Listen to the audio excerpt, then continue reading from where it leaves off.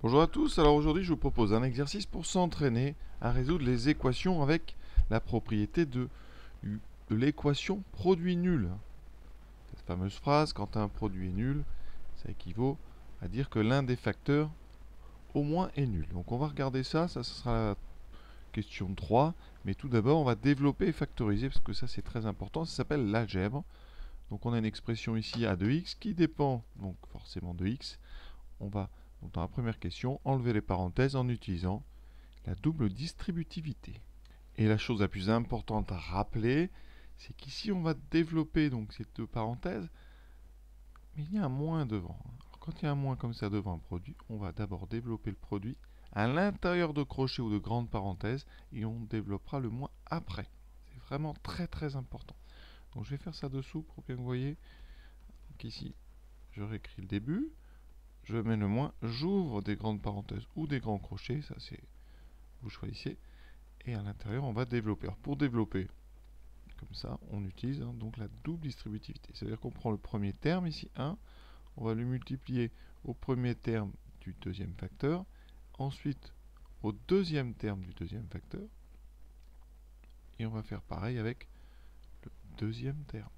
C'est donc ce qu'on appelle la double distributivité. On va obtenir 4 termes, donc le premier 1 fois 2, pardon, après 1 fois plus x, donc ça fait plus 1x, donc on écrit plus x, moins 2x fois 2, donc on s'occupe du signe, moins, ensuite 2 fois 2, 4, et les x, et on finit par moins 2x fois x, donc d'abord le moins, 2 fois ici le coefficient qui est 1, donc 2, et x fois x, ça fait x2. Vous voyez, on obtient donc 4 termes, un terme assez classique, un terme en x2, deux termes en x, et un terme constant.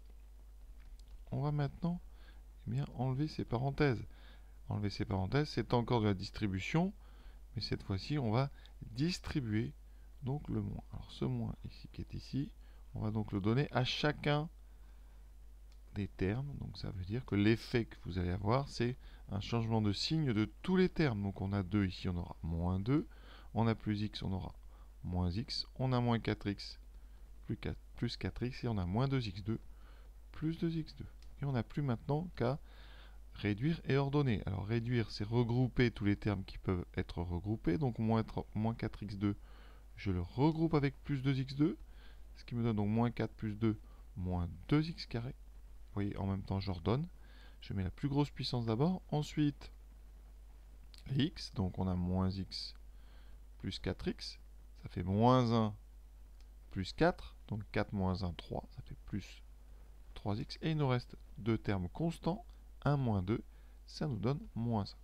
D'accord? Donc on vient de développer et de réduire et d'ordonner. Donc AX peut aussi s'exprimer moins 2x2 plus 3x moins 1. Cette forme-là, c'est donc ce qu'on appelle la forme développée. Et on se rend compte ici que a de x, c'est une expression qu'on appelle l'expression du second degré. La variable x est au carré. Petite astuce pour ceux qui veulent avoir une confirmation qu'ils ont fait juste, vous pouvez essayer de calculer l'image de quelques réels simples. Par exemple, calculer l'image de 0 avec le texte en haut. Ça fera 1 moins 0, moins, dans les parenthèses, donc 1 moins 0, 1, fois 2 plus 0, 2. Ça fait moins 1. Dans ce que j'ai trouvé ici, je remplace x par 0. Je trouve donc 0 plus 0 moins 1. Je trouve bien moins 1. Vous voyez, ça marche pour 0. C'est une vérification comme ça rapide. C'est pas une preuve, mais c'est une forte présomption qu'on a fait les choses correctement. Alors vous pouvez essayer aussi, si vous voulez, en regardant l'image de 1. Ça fait donc ici 1 moins 4, moins 1 moins 2, donc moins 1, fois 2 plus 1, 3. Donc ça fait moins 3. Ici, les moins s'annulent. Moins 3 plus 3, ça donne 0. Avec ce que j'ai trouvé, je remplace x par 1. Ça fait moins 2 plus 3 moins 1, ça donne 0. Là, on a quand même deux vérifications qui tombent juste. On peut continuer, on va dire, sereine. Si vous avez vraiment un gros doute, eh bien vous tapez sur votre calculatrice dans le tableau de valeur la première expression en y1, ensuite en y2 vous tapez la deuxième et vous verrez bien si les deux tableaux sont les mêmes. Ça c'est une vérification qui marche vraiment très bien, ça prend une minute, puis comme ça vous serez sûr de vous et vous pourrez continuer.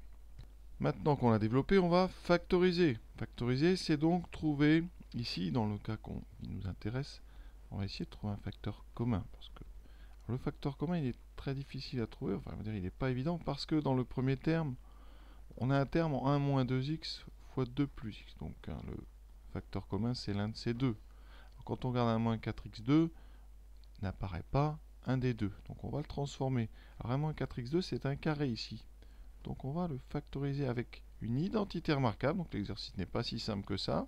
Cette identité remarquable, c'est celle qui sert à factoriser la plupart du temps. C'est a carré moins b carré. D'accord?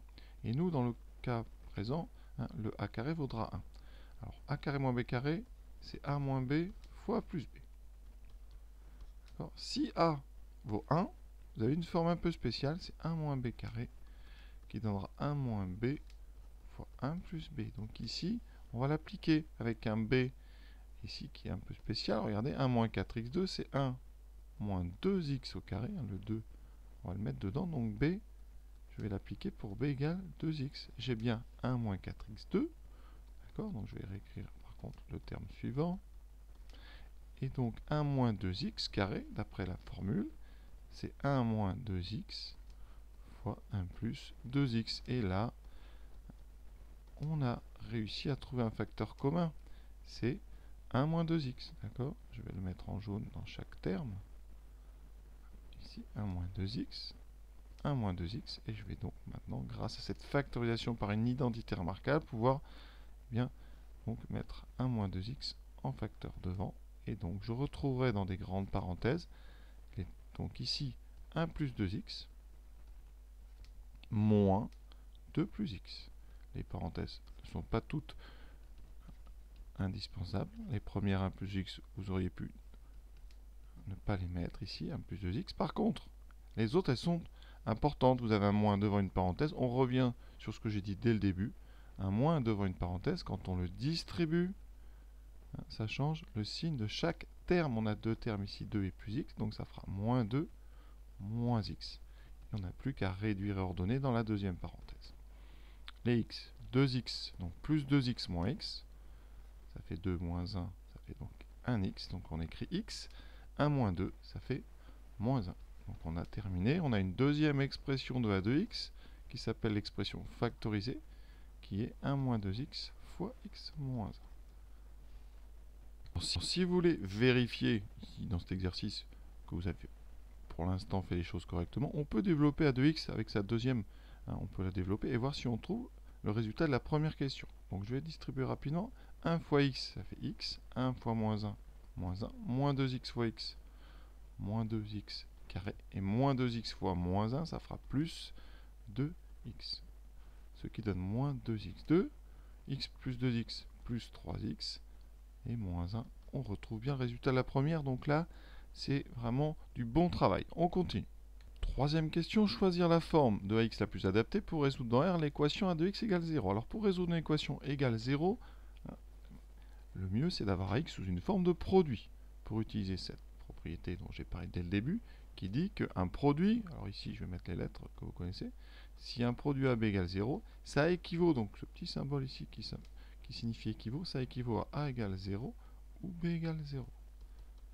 C'est vraiment une chose qui est très très importante, hein, qui est vraiment indispensable pour résoudre des équations de degré 2, 3 ou 4. Donc c'est vraiment ce qu'on vise à chaque fois, c'est factoriser avec un second membre égal à 0 pour utiliser cette propriété. Donc vraiment la formule, l'expression qu'il faut utiliser, c'est la factoriser. A de x égale 0, vous allez traduire ça sous forme 1 moins 2x fois x moins 1 égale 0. Et si j'utilise la propriété, ça veut dire que eh bien, cette équation, elle est équivalente à 1 moins 2x égale 0 ou x moins 1 égale 0. Vous avez maintenant deux petites équations du premier degré qu'on va résoudre tout simplement en isolant x, donc en laissant x tout seul à gauche. Alors, moi, en général, je demande aux élèves de le faire en un coup, mais là je vais détailler, ça fait moins 2x égale moins 1. On divise ensuite par moins 2, ça fait x égale moins 1 sur moins 2. Les moins vont s'éliminer entre eux, il me reste 1 demi. Et ensuite ici, on ajoute 1 des deux côtés, ça fait x égale 1. Donc la solution de cette équation, c'est l'ensemble 1 demi, 1. Il y a donc deux solutions. Deuxième question. A de x égale moins 1. Alors on regarde toutes les expressions. Ici, on remarque que dans la deuxième, on a un moins 1 qui est tout seul ici. Donc l'idée, c'est donc d'écrire que l'équation équivaut à moins 2x2 plus 3x moins 1. On va utiliser l'expression développée. Et là, on a un moins 1 de chaque côté. Donc en ajoutant un des deux côtés dans les deux membres, ça donne moins 2x2 plus 3x égale 0. On a un second membre égal à 0. Par contre, ici, on n'a pas de produit. Donc on va transformer en produit, c'est-à-dire factoriser. On regarde, on a un facteur commun assez évident, c'est x. Vous avez du x partout. Donc si je factorise par x, alors je vais peut-être détailler. Le moins 2x2, vous devez bien voir que c'est moins 2x fois x. D'accord? On met un petit point ici. En général, pour faire de la multiplication, pour ne pas faire apparaître une croix qui pourrait mélanger avec le x. Donc moins 2x fois x, plus 3 fois x. On factorise par x. D'accord? Vous pouvez factoriser x à gauche ou à droite. Donc en général, on met à gauche. Ça fait moins 2x plus 3. D'accord? Quand on factorise, on enlève en fait le facteur commun une fois dans chaque terme. Donc il reste un x ici. Il ne reste pas de x après. J'ai factorisé à gauche ici. J'aurais pu très bien, je vais l'écrire une fois. J'aurais pu très bien écrire donc moins 2x plus 3 fois x. Ça revient exactement au même. D'accord? Mais on aime bien mettre le facteur commun à gauche par habitude. Une fois qu'on a ça, l'équation c'est donc x fois moins 2x plus 3 égale 0. On a encore un produit qui est nul. Donc j'utilise la propriété. Soit le premier facteur x égale 0. D'accord? Soit le premier, soit le deuxième, ou soit les deux. Même ici, donc on écrit x égale 0 ou moins 2x plus 3 égale 0. Ce qui fait, donc là, c'est déjà résolu. Et là, x égale donc, alors moins 3 sur moins 2. Donc on fait ça donc en deux fois. Moins 2x égale moins 3, x égale moins 3 sur moins 2. Et les moins s'annulent. Donc les solutions, on en a 2, 0 et 3 demi. Vous voyez, c'est très simple. Il suffit donc de choisir la bonne forme, celle qui annule en fait des choses, celle qui permet d'arriver sur une équation produit nul. Voilà. Et après, on utilise la propriété. Troisième, a de x égale 3x moins 1. Donc on regarde, qu'est-ce qu'on voit du 3x moins 1, on se demande bien ce que ça pourrait faire avec la 1 et la 3, enfin et la factorisation. Par contre, dans la forme développée, regardez bien, on a 3x moins 1, donc on va l'utiliser un peu à la manière de la précédente avec moins 1. Ici, ça fera moins 2x2 plus 3x moins 1 égale 3x moins 1. On va donc ajouter des deux côtés 1 pour enlever le moins 1 et on va enlever 3x. Donc il va me rester quoi? Moins 2x2 égale 0. Tout se passe comme si comme ça on simplifiait les termes qui sont présents à gauche et à droite. Et pareil pour le moins 1. On a donc moins 2x2 égale 0. Alors là, certains, ça leur pose problème. Vous devez considérer que moins 2x2, c'est moins 2 fois x, d'accord? Donc c'est encore un produit, mais de 3 facteurs. Moins 2, x et x. On a deux facteurs qui sont les mêmes, donc j'utilise la même propriété. L'un des trois facteurs est forcément nul, donc moins 2 égale 0, ou x égale 0, ou x égale 0. Moins 2 égale 0, ça c'est impossible, attention, ça ne fait pas de solution ça. Et donc on a x égale 0 ou x égale 0, ce qui se résume en une seule solution, tout simplement x égale 0. Ce qui fait que quand on a comme ça dans un facteur qui est au carré, on n'écrit pas deux fois x égale 0, d'accord? J'ai fait ça vraiment pour que vous voyez qu'on arrive sur la même solution, x égale 0. Voilà donc comment on peut utiliser des formes différentes d'une expression pour résoudre des équations. Alors on ne peut pas résoudre n'importe quelle équation, il faut vraiment que ça soit prévu et que ça corresponde à une des formes présentes ou une des formes qu'on vous a proposées. Quatrième question. Alors maintenant on peut aussi utiliser les différentes formes d'une expression pour calculer plus rapidement certaines images. Donc ici, si on veut l'image de 0, alors on peut remplacer un peu partout, mais l'expression la plus simple dans ces cas-là, on va dire que c'est l'expression développée.